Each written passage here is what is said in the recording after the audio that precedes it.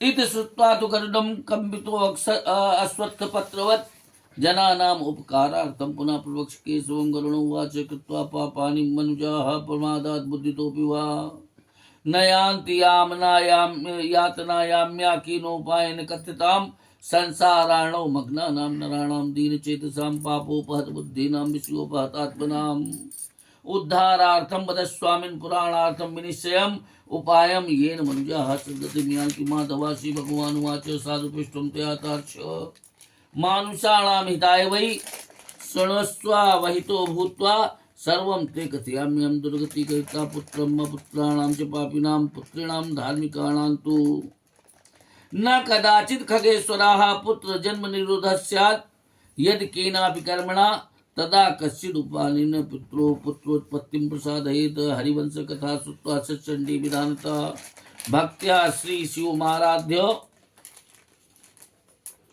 पुत्रमुत्पादये सुदीपुन्नाम्नो नरकाद्य दस्मात् पितरं त्रायते सुताः तस्मात् पुत्र इति प्रोक्तः स्वयमेव स्वयंभुवः एकोऽपि पुत्रो धर्मात्मा सर्वं तारयते कुलं पुत्रेण लोकान् जयति सुतदेशा सनातनी हि वेदैरपि प्रोक्तं पुत्रमाहात्म्यमुत्तमं तस्मात् पुत्रमुखं दृष्ट्वा मुच्यते पैतृकादृणात् पौत्रस्य स्पर्शदान् मर्त्यो मुञ्चते च ऋणत्रयात् लोकान् नत्ये दिवः प्राप्ति पुत्र पौत्रे पौत्रकैः ब्रह्मोटा पुत्रोन्नयति संग ही तदोनयेत् एवं ज्ञात्वा खगश्रेष्ठा हीन जाति सुतां त्यजेत सवर्णेभ्यः सवर्णासु ये पुत्रा और सा खगा तयेव श्राद्ध दानेन पितॄणां स्वर्ग हेतवा।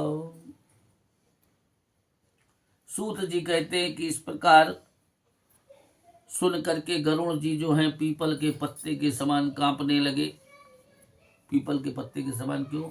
पीपल में बहुत पतली नाल होती है, जरा सी भी हवा चल जाए तो सबसे पहले पीपल का पत्ता डूब जाता है। और जब तेज हवा चलेगी तो सोचो कितनी ज्यादा थर-थर करके कांपेगा, हिलेगा।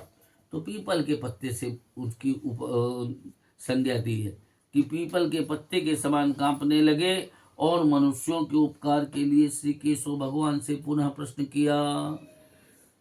गरुड़ जी कहते हैं कि मनुष्य जान करके अथवा बिना जाने पापों को करके यम की यातनाओं को नहीं पाते हैं। ऐसे कौन से उपाय हैं उसे आप कहिए। संसार रूपी समुद्र में डूबते हुए दुखित आत्मा वाले और पाप से नष्ट बुद्धि वाले विषय वासनाओं से नष्ट आत्मा वालों के उद्धार के लिए हे स्वामिन, पुराणों में जो निश्चित करके उपाय बतलाए गए हैं उन्हें आप कहिए, जिससे कि मनुष्य सदगति को प्राप्त होते हैं। श्री भगवान कहते हैं कि हे गरुण, तुमने मनुष्यों के उपकार के लिए बहुत अच्छा प्रश्न किया है। अब तुम सावधान चित्त होकर के सुनो। मैं तुमसे सब कहता हूं कि पहले मैंने पुत्रहीन पापियों की दुर्गति कही है, जिनकी कोई क्रिया करने वाला नहीं। पुत्र वाले धर्मात्माओं की कभी दुर्गति नहीं होती है। यदि किसी कर्म के विरोध से पुत्र की उत्पत्ति न होवे तो बुद्धिमान मनुष्य किसी उपाय से पुत्र उत्पन्न होने के लिए यत्न साधन करे। पुत्र के उत्पन्न होने का उपाय कहते हैं कि हरिवंश पुराण की कथा को सुन करके और भक्ति से सतचंडी के विधान से भक्ति से शिव की आराधना करके अच्छी बुद्धि वाले मनुष्य जो हैं पुत्र को उत्पन्न करें। पुत्र पुण्य नामक नरकों से पिता को बचाता है, इसलिए ब्रह्मा ने आप ही इसे पुत्र कहा है। एक भी धर्मात्मा पुत्र जो है सारे कुल को तार देता है। पहले बहुत पुत्रों की चाहना क्यों होती थी कि जरूरी नहीं, कोई एक भी अगर अच्छा होगा तो सारे कुल को, पीढ़ियां क्यों, फिर उसमें पीढ़ियां गिनी जाती है। 21 पीढ़ी। कन्यादान करते समय एक संकल्प होता है कि कितनी, 10 पहले की, 10 बाद की पीढ़ी और स्वयं जो जिसमें हम बैठे हैं ये 21वीं पीढ़ी। इसके मोक्ष की कामना से कन्यादान करते हैं। ऐसे ही जब अन्य कोई पैतृक कार्य करते हैं तो उसमें कहीं लिखा होता है ये 100 पीढ़ी तक है, ये 21 पीढ़ी तक है, ये 11 पीढ़ी तक है। तो इन जो पूजन का कि कोई एक भी हो जाएगा तो मान लो अगर बीच में कोई एक आधे खराब भी हो गए हैं तर जाएंगे। तो वो भी तर जाएंगे।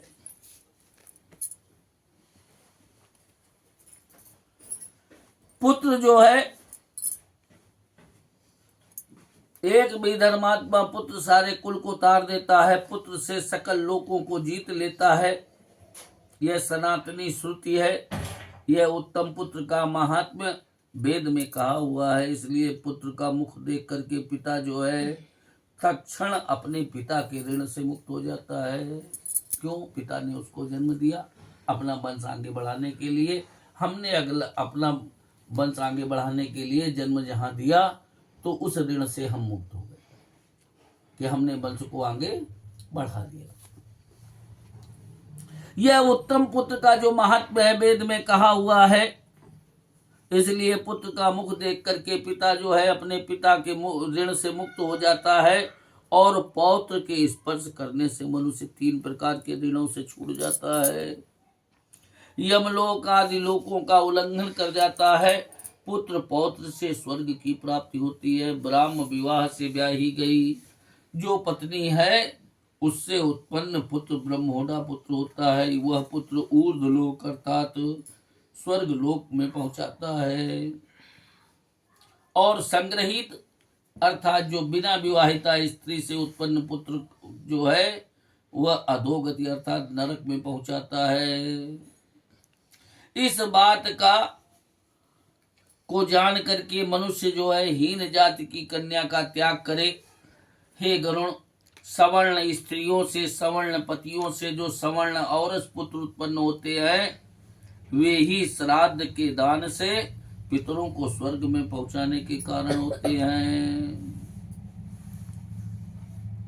अत्रैवोदाहरिष्येति दृश्येहम् इतिहासं पुरातनम् और एकदानस्य परम महत्व सूचकं पुरा त्रेता युगेतार्च राजासीत् बभ्रुवाहना महोदय पुरे रम्ये धर्मनिष्ठो महाबला यज्वा दानपति श्रीमान ब्रह्मण्य साधुवत्सला शीलाचार गुणोपेता दया दाक्षिण्य संयोता पालिया मास धर्मेण प्रजापुत्र निवोरुषान् क्षत्रि धर्म रतो नित्यं सदंड्यान् दंड्यन्नपाः स कदाचिन् महाबाहोस सैन्यो मृग्यांगताः वनं विवेश गहनं नाना वृक्ष समन्वितं नाना मृगगणाकीर्णं नाना पक्षिनादं वनमध्ये राजा मृगं दूराद पश्यत तेन विद्धो मृगोतीवो बाणेन शुद्धजेन च बाणमादाय तं तस्य वने दर्शनमेवान् कक्षेण रुद्राद्रेण स राजानुजगां ततो मृगप्रसंगेन वनमन्य मन्यद्विवेशसाः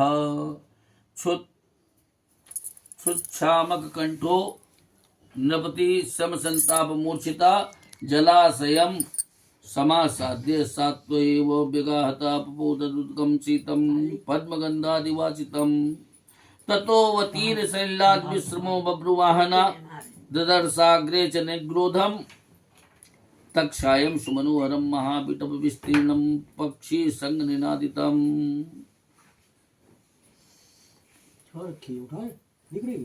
पुत्र के द्वारा प्राप्त श्राद्ध से मनुष्य स्वर्ग को जाता है।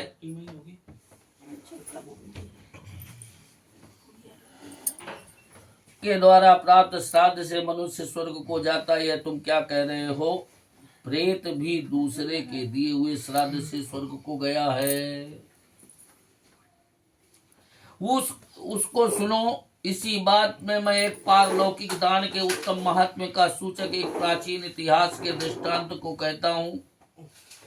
हे गरुण, पहले त्रेता युग में सुंदर महोदयपुर में महाबलवान धर्म में निष्ठा करने वाला बब्रुवाहन नामक राजा हुआ। यज्वा अर्थात यज्ञ करता, दान का पति, लक्ष्मीवान, ब्राह्मणों का भक्त, साधुओं का प्यारा, शीलाचार और गुणों से युक्त, दया और दाक्षिण्य अर्थात चतुराई से युक्त, धर्म से प्रजाओं को अपने औरस पुत्रों के समान पालन करता था।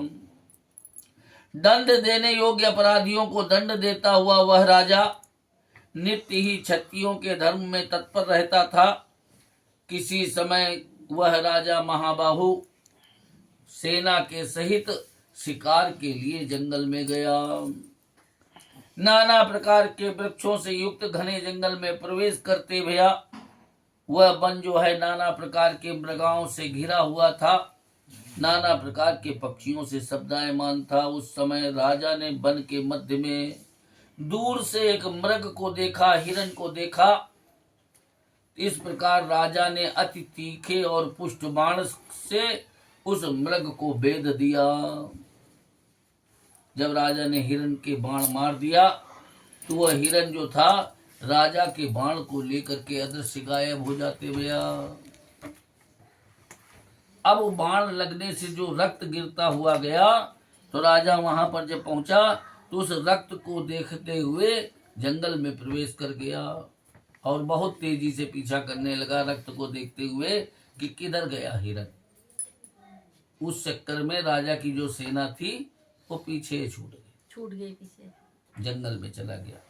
गहन जंगल में जाकर के जब बिल्कुल घनघोर बीच जंगल में पहुंच गया तब राजा थक गया तो उसको प्यास भी लगी। तो दूर से एक बहुत ऊंचे विशाल बरगद के वृक्ष को देखा तो पहले पहचान नहीं थी कि जहाँ कोई पहचान के लिए अगर किसी से ना भी कुछ कहे तब टेलीफोन तो ले रहा है। तो पहचान में क्या कि जो कुछ नया या बड़ा सा अजीब दिखता हो वहीं पर मिलेंगे ढूंढने पर। तो बरगद का वृक्ष जो देखा बहुत ऊंचा है तो उसके समीप में गया तो सामने तालाब दिखा तो राजा घोड़े के समेत स्नान कर लिया। फिर वहीं पत्र पुटक बना करके जल पिया। अब जब थक गया था तो बरगद के नीचे ही आकर के बैठ गया। बैठ जाने पर क्या हुआ, जब राजा बैठ गया तो वहां पर एक विशाल प्रेत था भयानक, जिसने जंगल में, जहां इतने घने जंगल में कोई अंदर आता ही नहीं था, उसने मनुष्यों को आता हुआ देख करके आश्चर्य व्यक्त किया। और राजा भी जब इतना माने भयानक मुख वाले प्रेत को देखा तो राजा भी आश्चर्यचकित हो गया कि ये कहाँ से आ गया। उसी की कथा है, वो उसकी क्रिया न होने के कारण वो प्रेत हो गया। तो राजा जब उस जंगल में पहुंचा, सेना पीछे छूट गई थी और उस जंगल में पहुंच करके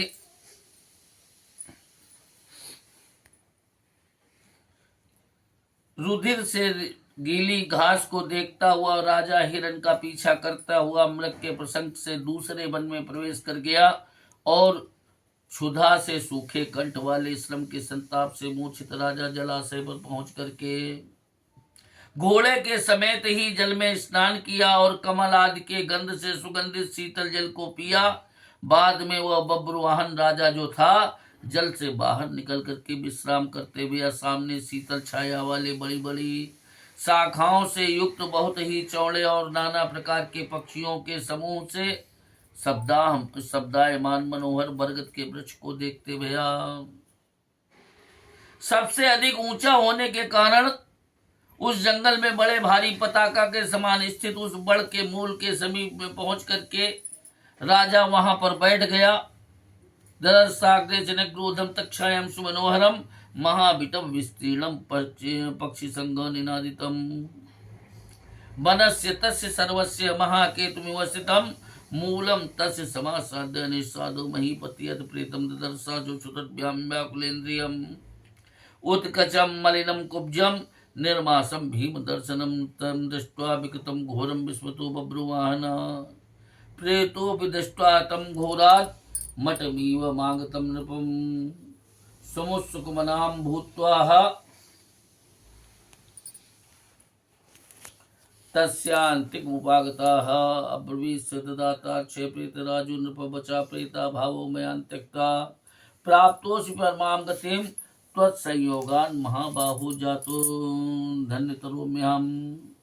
राजोवाच कृष्णवर्णकरालस्य प्रेतत्वं घोरदर्शनं कर्म विपाकेन प्राप्तं तं बहुमङ्गलम्। प्रेतत्वकारणं तातो ब्रूहि सर्वमशेषतः कौशिकत्वं केन दानेन प्रेतत्वं ते विनश्यति। प्रेत उवाच कथयामि नृपश्रेष्ठ सर्वमेवाततस्तव प्रेतत्वकारणं श्रुत्वा दयाम कर्तुमर्हसि वैदिकम वैदिशम नगर नाम नगरम सर्व संपत् समन्वितम नाना जनपदाकीर्णम नाना रत्न समाकुलम हर्म प्रासाद सौभाड्यम नाना धर्म समन्वितम तत्राहमवसम तात देवार्चन रता सदा वैश्यो जातो सुदेवो हम नामना विदितमस्तु मे हव्येन तर्पिता देवा कव्येन पितरस्तथा विविधैर्दान योगैश्च विप्रा संतर्पिता मया दीनान् कृपणेभ्यश्च दत्तम् अन्नम् अनेकधा तत्सर्वं निष्फलं राजन्मं दैवामुपागतं यथा मे निष्फलं जातं सुकृतं तद्वदामि ते मम वै सन्ततिर्नास्ति न स्वहन्न च बान्धवा न च मित्रं हितादृश्य कुर्यात् और्धदेहिकम् यस्य न स्यान् महाराजा श्राद्धं मासिक षोडशं प्रेतत्वं सुस्थिरं तस्य दत्ते श्राद्ध शतैरपि।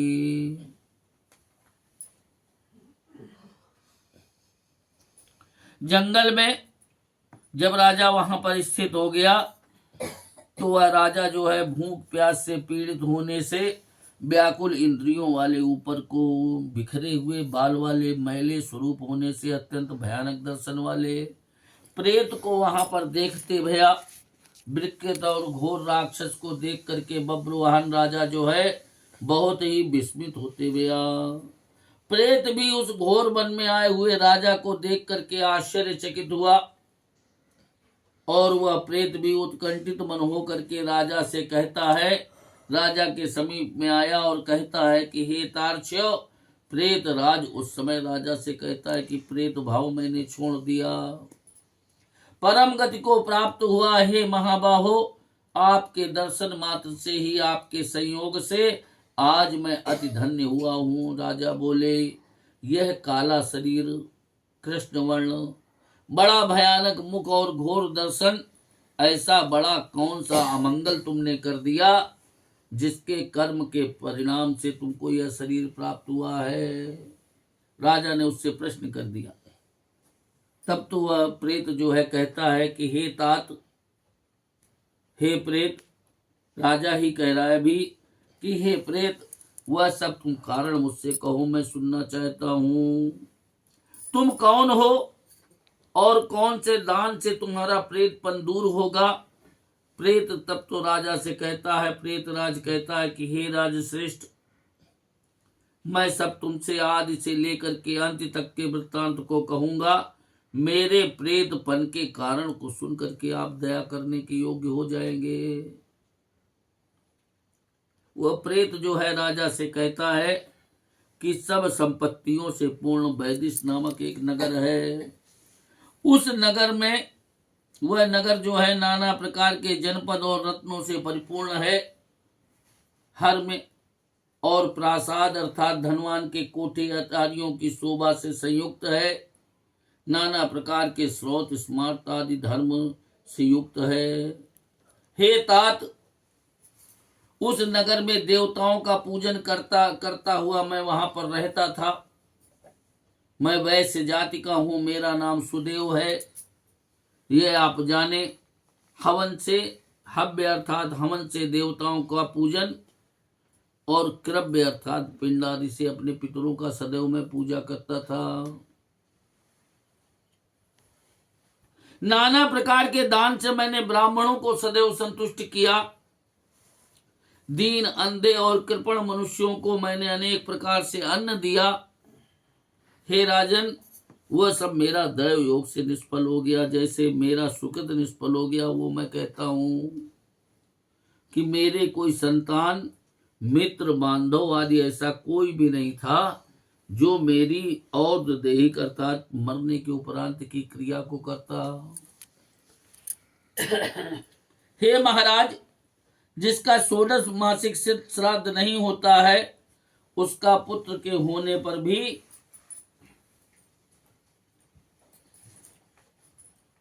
और सैकड़ों श्राद्ध करने पर भी प्रेतत्व नहीं जाता है। त्वं मौददेहिकं कृत्वा मामुद्धर्म महीयते वर्णानां च सर्वे चैव सर्वेषां राजा बन्धुर्होच्यते। तस्मान् तारय राजेन्द्र मणिरत्नम ददामि ते यथा मे सद्गतिर्भूयात् प्रेतयोनिश्च गच्छति तदा कार्यं त्वया वीर मम चेदीक्षसि प्रियं क्षुधात् सादाभिर्दुःखे ते तत्त्वं दुःखसहं मम स्वादुदकं फलं चास्ति वनेऽस्मिन् शीतलं शिवं न प्राप्नोमि क्षुधार्तोऽहं तसार्तो न जलं क्वचित् यदि मे भवेद् राजन् विधिर्नारायणो महान् तदग्रे वेद मंत्रैश्च क्रिया सर्वोर्ध्वदेहिकी तदा नश्यति मे नूनं प्रेतत्वं नाथ संशयाः वेदा मंत्रास्तपादानं दया सर्वत्र जन्तुषु यक्षात्र श्रवणं विष्णोः पूजा सज्जन संगति प्रेतयोनि विनाशाय भवन्तीति मया श्रुतम्। सैकड़ों श्राद्ध होने पर भी जिसकी अगर क्रिया नहीं हुई तो उसका प्रेतत्व नहीं जाता है, वो प्रेत योनि में बना रहेगा। हे महीपते, आप और देहिक करके मेरा उद्धार करो और इस लोक में सब वर्णों का राजा जो है बंधु कहा जाता है, इससे हे राजन मुझे आप तारिये, मैं आपको मणि रत्न दूंगा जिससे मेरी सदगति होवे और प्रेत की योनि छूट जावे। हे महाराज, जो मेरा प्रिय करना चाहते हो तो आपको ऐसा करना चाहिए। भूख और प्यास आदि के दुख से प्रेतपना मुझे बहुत दुख देता है। इस वन में सुंदर स्वादिष्ट फल और शीतल जल विद्यमान है। भूख से पीड़ित होते हुए मैं फलों को नहीं खा पाता हूँ और प्यासा होते हुए भी जल को नहीं पी सकता हूँ।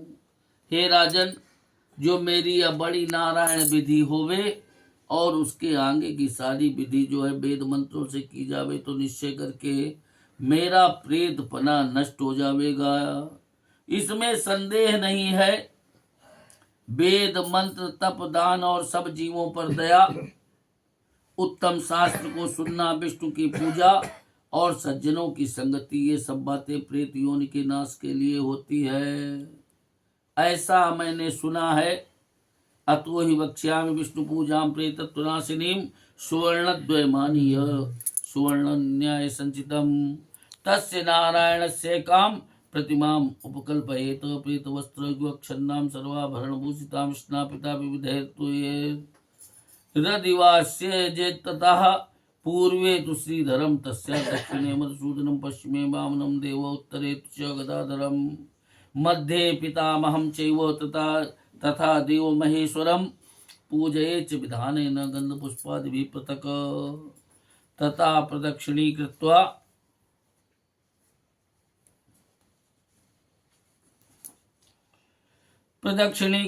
बह्नौ सन्तर्प्य देवताः घृतेन दग्ना क्षीरेण विश्वे देवांश तर्पयेत् तथा स्नातो विनीतात्मा यजमाना समाहिता नारायणाग्रे विविधस्त्वां क्रियामोददेहिकीम् आरभेत यथा शास्त्रं क्रोध लोभ विवर्जिता कुर्यात् श्राद्धानि सर्वाणि वृषस्योत्सर्जनं तथा पदानि विप्रेभ्यो दद्याश्चैव त्रयोदशाः शय्यादानं प्रदत्त्वा च घटं प्रेतस्य निरूपयेत्। राजोवाच कथं प्रेतघटं कुर्यात् दद्यात् केन विधानता ब्रूहि सर्वानुकंपार्थं घटं प्रेतविमुक्तिकं।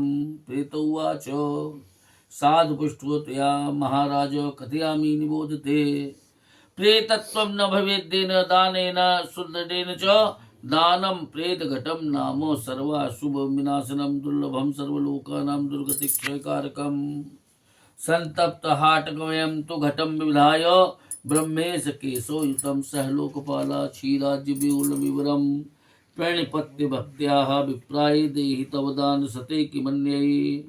ब्रह्मा मध्ये तथा विष्णु शंकरा शंकरो व्यया प्राच्या दिशु तत्कंठे लोकपालान् क्रमेणुताः संपूज्य विवदद् राजन् धूपै कुसुम चंदनैः ततो दुग्धाज्य सहितं घटदेह हिरण्यकम् सर्वदानादिकं चैतन महापातकनाशनं कर्तव्य श्रद्धया राजन् प्रेतत्व विनिवृत्तये।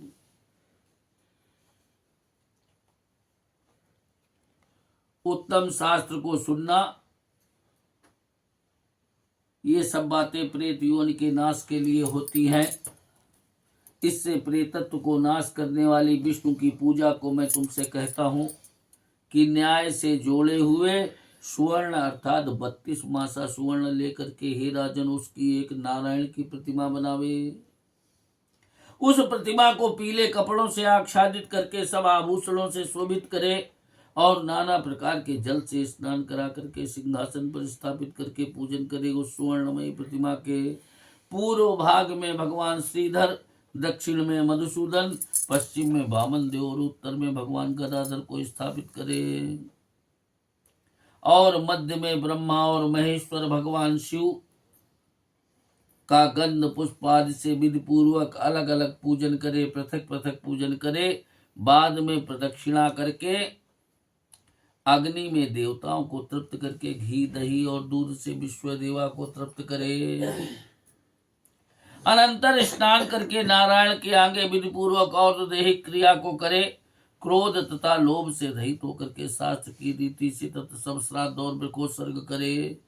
उसके पीछे ब्राह्मणों के लिए 13 पद दान करे। सैया दान देकर के प्रेत के लिए घट का दान करे। राजा बोले, हे प्रेत, कैसे प्रेत का घट का दान करे और किस विधि से दान करे? सो तुम सब जीवों पर दया करके प्रेत को मुक्ति देने वाले घट दान को मुझसे कहो।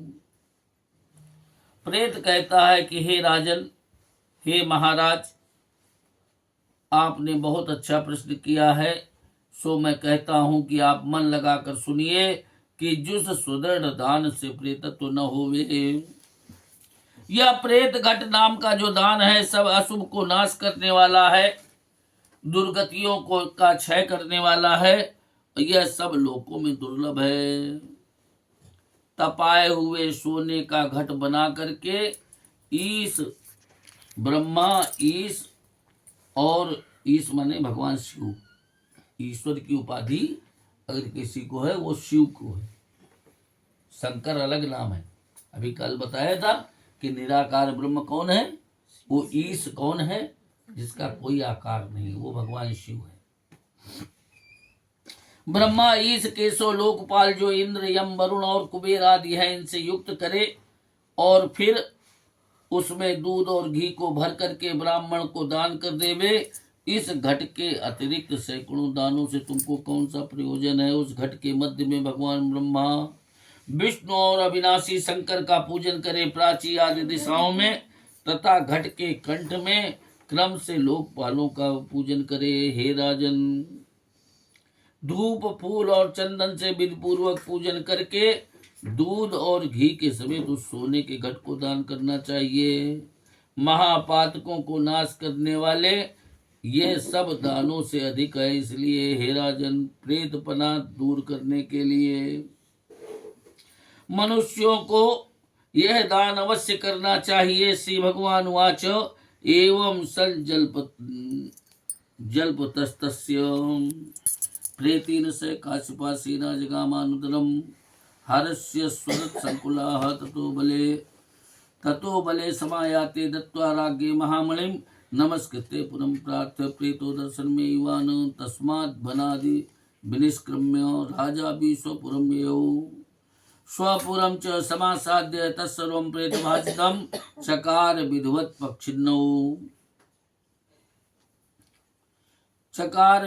पक्षिन्नौ और दैहिक जम विधिम किम पुनः पुत्र दत्तेन पिता याति चाद्भुतम इतिहासमिमं पुण्यं शृणोति श्रव्यमेव च न तौ प्रेतत्वमायाता पापाचार युतावपि। श्री भगवान विष्णु कहते हैं कि हे काश्यप, काश्यप बने गरुण जी, कश्यप के पुत्र थे गरुण जी, तो उनका दूसरा नाम क्या, जो जिसकी संतान काश्यप भी उन्हीं का नाम। हे काश्यप, इस प्रेत के साथ जब राजा बात कर रहा था उसी समय राजा की जो सेना पीछे छूट गई थी, वो हाथी, घोड़ों और रथों से भरी हुई राजा की सेना पीछे से आती हुई दिखलाई पड़ी। सेना के आने पर राजा को महामणि दे करके वह प्रेत जो है नमस्कार करके पुनः प्रार्थना करके अंतर ध्यान हो गया फिर उस वन से निकल करके राजा भी अपने नगर को आया और अपने नगर में पहुंच करके जिस प्रकार प्रेत ने कहा था, हे गरुण, और दैहिक विधि अर्थात मरने के पीछे की क्रियाओं को विधि पूर्वक किया, उसके पुण्य के देने मात्र से प्रेत योनि से वह प्रेत छूट गया और स्वर्ग लोक को चला गया दूसरे के दिए हुए श्राद्ध से।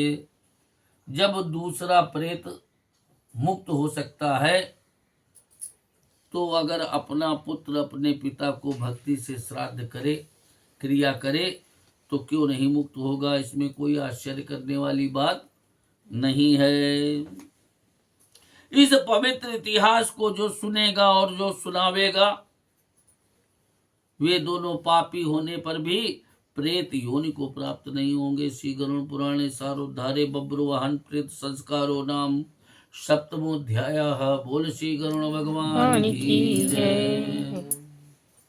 अच्युतम केशवम राम नारायणम, अच्युतम केशवं राम नारायणं, कृष्ण दामोदरम वासुदेवम हरिं, कृष्ण दामोदरम वासुदेवं हरिं। श्रीधरं माधवं गोपिका वल्लभं, श्रीधरं माधवं गोपिका वल्लभं, जानकी नायकं रामचन्द्रं,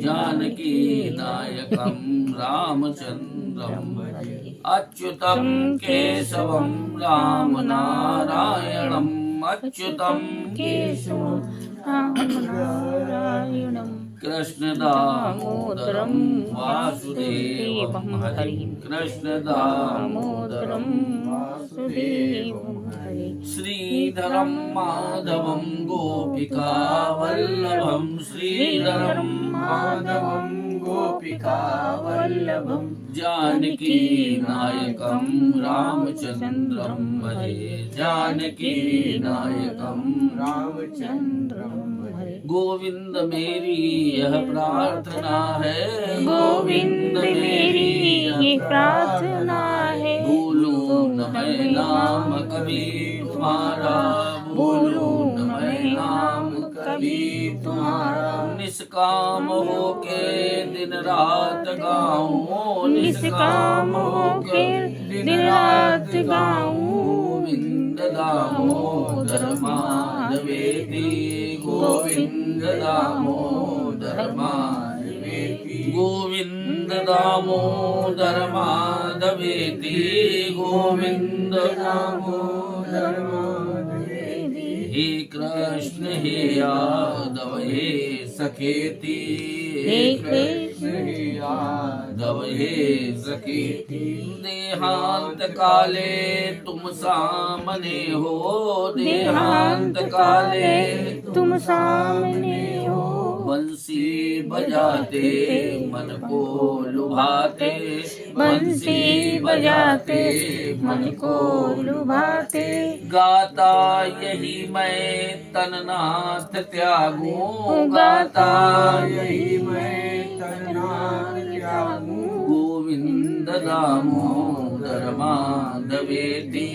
गोविंद दामोदर माधवेति, गोविंद दामोदर माधवेति, गोविंद दामोदर माधवेति। हे कृष्ण हे यादव हे सखेति, हे कृष्ण हे यादव हे सखेति। सोचो जरा तो मन में विचारो, सोचो जरा तो मन में विचारो, क्या साथ लाए क्या ले चलोगे, क्या साथ लाए क्या ले चलोगे, जावे यही साथ सदा पुकारो, जावे यही साथ सदा पुकारो, गोविंद दामोदर माधवेति, गोविंद दामोदर माधवेति, गोविंद दामोदर माधवेति, गोविंद दामोदर माधवेति।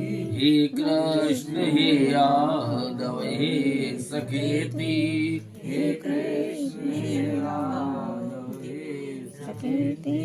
नाता भला क्या जग से तुम्हारा, नाता भला क्या जग से तुम्हारा, आए यहाँ क्यों क्या कर रहे हो, आए यहाँ क्यों क्या कर रहे हो, सोचो विचारो हरि को पुकारो, सोचो विचारो हरि को पुकारो, गोविंद दामोदर माधवेति, गोविंद दामोदर माधवेति, गोविंद दामोदर माधवेति, गोविंद दामोदर माधवेति।